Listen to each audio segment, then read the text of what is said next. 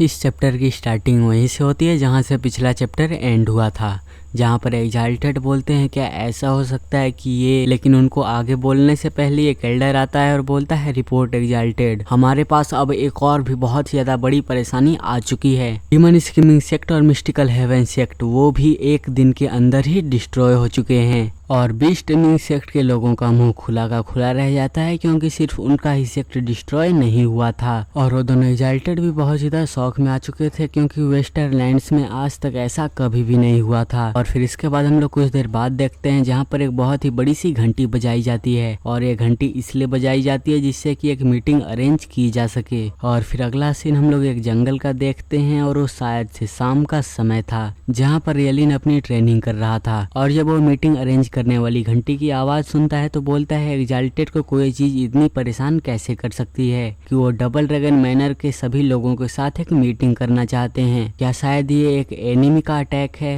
और फिर इतना बोलने के बाद येलिन भी वहां से जाने लगता है और जाते समय अपने मन में सोचता है हा हा हा हा, ये और भी ज़्यादा इंटरेस्टिंग हो रहा है। और फिर अगला सीन हम लोग एक जंगल का देखते हैं जहाँ पर वाटरफॉल गिर रहा था और वहाँ पर 3 लड़कियाँ खड़ी थी और वो कोई और नहीं बल्कि किंगचन की सीनियर सिस्टर्स थी। और वो बोलती हैं किंगचन तुम्हारी वॉइड स्पिरिट फिजिक अमेजिंग है, हम लोग इथेरियल स्टेज के फ्रेश कल्टिवेटर्स हैं, मतलब कि ये सभी नए नए इथेरियल स्टेज में आए हैं। और फिर उसकी सीनियर सिस्टर आगे बोलती है हम लोग फर्स्ट स्टेज पर हैं, तब भी हम लोग 6th स्टेज के इथेरियल स्टेज के एक्सपर्ट को हरा सकते हैं। तो किंगचन बोलती है नहीं, ये अभी भी इनफ नहीं है, ये इतना इनफ नहीं है कि हम लोअर 3 सेक्ट के गार्डियंस को फेस कर सकें और एक इंटायर सेक्ट की तो बात ही छोड़ दो। और फिर इतने दिन बाद हम लोग किंगचन को देखते हैं जहाँ पर वो की डबल ड्रैगन मैनर की एक डिसाइपल बन चुकी थी और सिर्फ वही नहीं उसकी सीनियर सिस्टर्स भी। और फिर उसकी सीनियर सिस्टर बोलती है किंगचन तुम अभी भी डीमन स्कीमिंग सेक्ट को चाहती हो? और दूसरी वाली बोलती है तुम्हें ये समझना होगा कि एग्जाल्टेड ने पहले ही एक्सप्लेन कर दिया है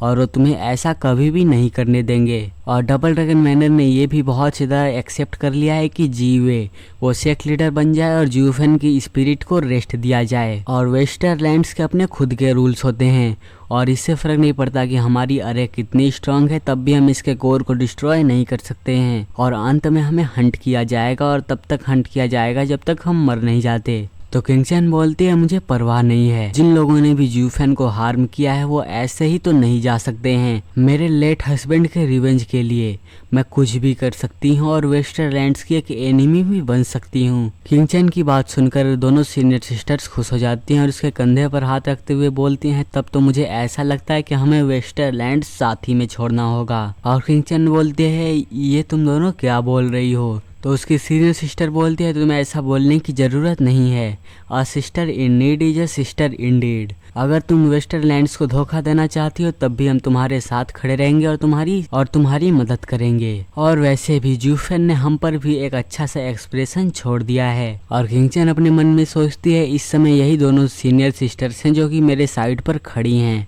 और फिर तब जाकर उनको भी बेल की आवाज सुनाई देती है और वो लोग बोलती हैं ये तो हेवन रीचिंग पवेलियन से आ रही है, मतलब कि हमें भी जाना होगा। और वो तीनों भी वहाँ से चले जाते हैं। और फिर अगला सीन हम लोग एक वाटर और एक फायर का देखते हैं, मतलब कि वू किंगयू को वाटर से रिप्रेजेंट किया गया है और यानमो को फायर से। और वू किंगयू बोलता है यहाँ पर चल क्या रहा है, क्या यहाँ पर कुछ मेजर घटना हो गया? तो यानमो बोलता है मुझे नहीं पता, चलो चेक करके आते हैं। और फिर हम लोग ढेर सारे डिसाइपल्स को देखते हैं जहाँ पर कि वो लोग हेवन रीचिंग पवेलियन में जा रहे थे। और फिर हम लोग हेवन रीचिंग पवेलियन के अंदर देखते हैं जहाँ पर सबसे ऊपर एग्जाल्टेड बैठे हुए थे और फिर उनके बाद कुछ डिसाइपल्स और बीस्ट टेमिंग सेक्ट के लोगों को, और यानमो और वू किंगयू भी वहीं पर थे। और एग्जाल्टेड भी देख लेते हैं कि सभी लोग आ चुके हैं, लेकिन कुछ एल्डर्स शुरुआत में ही पूछ लेते हैं कि लॉर्ड्स आखिर ऐसा क्या हो गया कि आपने एक अर्जेंट मीटिंग बुलाई है। तो एग्जाल्टेड बताते हैं कि न्यूज आई है कि 6 महीने पहले वेस्टरलैंड्स के lower 3 sect, beast taming sect, demon scheming sect और मिस्टिकल हेवन सेक्ट, उन सभी को एक ही रात में वाइप आउट कर दिया गया और वहाँ पर कोई भी सर्वाइवर्स जिंदा नहीं बचे। और सभी डिसाइपल शॉक हो जाते हैं कि ये क्या हो गया और आपस में बात करने लगते हैं कि वेस्टरलैंड्स के 9 सेक्ट उन लोगों ने एक परफेक्ट ऑर्डर मेंटेन किया है जब से कि वो बने थे।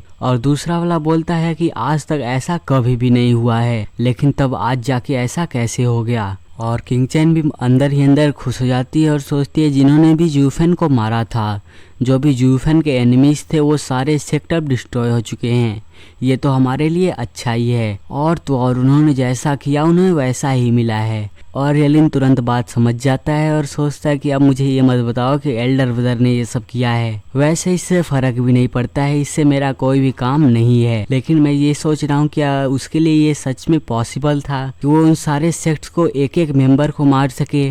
क्या इसका मतलब ये नहीं हुआ कि एल्डर ब्रदर अब और भी ज़्यादा स्ट्रांग हो चुके हैं? मुझे भी अब अपनी ट्रेनिंग पर ध्यान देना चाहिए, नहीं तो मैं बहुत ज़्यादा पीछे छूट जाऊंगा। और येलिन के आगे वो किंग खड़ा था और बोलता है एग्जाल्टेड, क्या ये सिर्फ वेस्टरलैंड्स के अंदर वालों ने किया है या फिर उसके बाहर वालों ने? और एग्जाल्टेड सोचते हैं इस बच्चे में पोटेंशियल है, दूसरे बच्चे घबरा चुके हैं लेकिन ये तभी फोकस्ड है और प्रॉब्लम का सॉल्यूशन फाइंड कर रहा है।